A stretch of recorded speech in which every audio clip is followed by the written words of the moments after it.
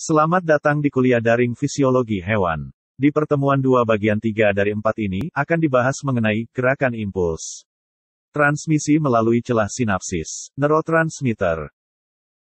Bagaimana jalannya impuls? Impuls mencapai akson akhir atau terminal atau juga disebut presinapsis. Terjadi depolarisasi di bagian terminal presinapsis, yang akan membuka kanal ion, yang memungkinkan ion kalsium masuk ke dalam sel. Ion kalsium yang masuk, kemudian akan memicu pembebasan neurotransmitter dari vesikel. Neurotransmitter yang dibebaskan di celah sinapsis, kemudian berikatan dengan reseptornya yang berada di membran pasca sinapsis sel saraf lainnya.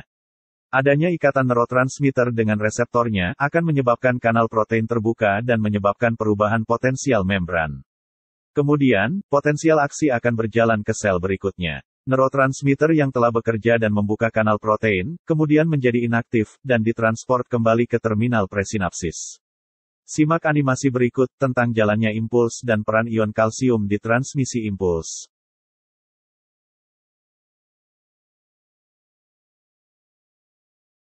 Nampak dari animasi, bahwa impuls yang mencapai ujung akhir saraf atau ujung presinapsis akan memicu terbukanya kanal ion, dan memungkinkan ion kalsium masuk ke dalam sel saraf. Ion kalsium tersebut kemudian akan memicu pembebasan neurotransmitter dari vesikel, untuk dilepaskan ke celah sinapsis dan berikatan dengan reseptornya, yang berada di membran sel saraf pasca sinapsis atau postsinapsis. Ikatan ini akan menyebabkan permeabilitas berubah. Jika permeabilitas terhadap ion natrium atau sodium meningkat, potensial istirahat menjadi kurang negatif.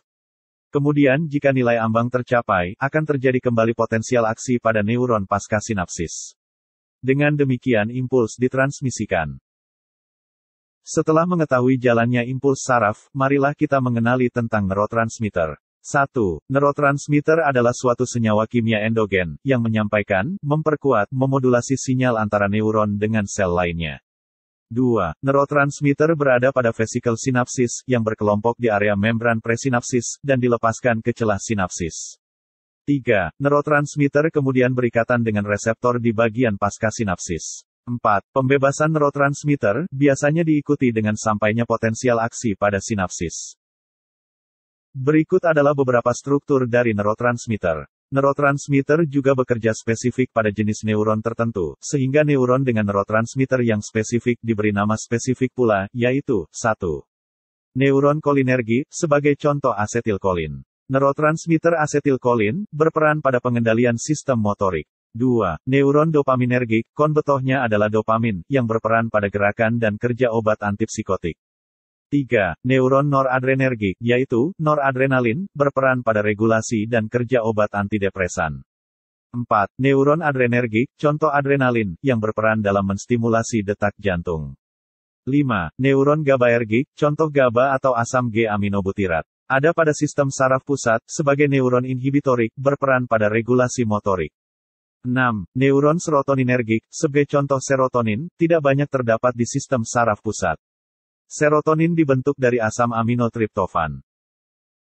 Neurotransmitter juga dibedakan menjadi 2 kelas utama, yaitu neurotransmitter yang merangsang atau eksikatori, dan yang menghambat atau inhibitori. Neurotransmitter yang merangsang akan menyebabkan neuron memunculkan potensial aksi. Sementara, neurotransmitter yang menghambat, mencegah potensi aksi dimunculkan. Potensi aksi memainkan peran penting dalam komunikasi sel ke sel lain. Misalnya, dalam sel otot, munculnya suatu potensial aksi pada akhirnya akan menyebabkan kontraksi. Sebagai tambahan, perhatikan beberapa besaran potensial pada membran postsinapsis, pada kondisi cepat atau lambatnya transmisi yang eksikatori atau inhibitori. Dalam hal ini, perhatikan besaran potensial aksi dalam milivolt dan ion-ion yang berperanan dalam transmisi tersebut. Berikut penjelasan mengenai neurotransmitter eksikatori dan inhibitori. Neurotransmitter eksikatori, sebagai contoh asetilkolin dan glutamin, bekerja pada reseptor saluran ion selektif untuk natrium dan kalsium. Neurotransmitter berikatan pada reseptornya dan membuka kanal ion, sehingga memungkinkan ion natrium masuk. Masuknya ion natrium ini menyebabkan depolarisasi membran postsinapsis pada ambang batas dan menimbulkan potensial aksi. Neurotransmitter inhibitori, misalnya asam aminobutirik gamma, yang beraksi pada kanal ion klorida. Neurotransmitter berikatan pada reseptor, dan terjadi pembukaan saluran kanal ion klorida. Masuknya ion ini akan mencegah terjadinya depolarisasi membran postsinapsis dan mengakibatkan tidak terjadinya potensial aksi.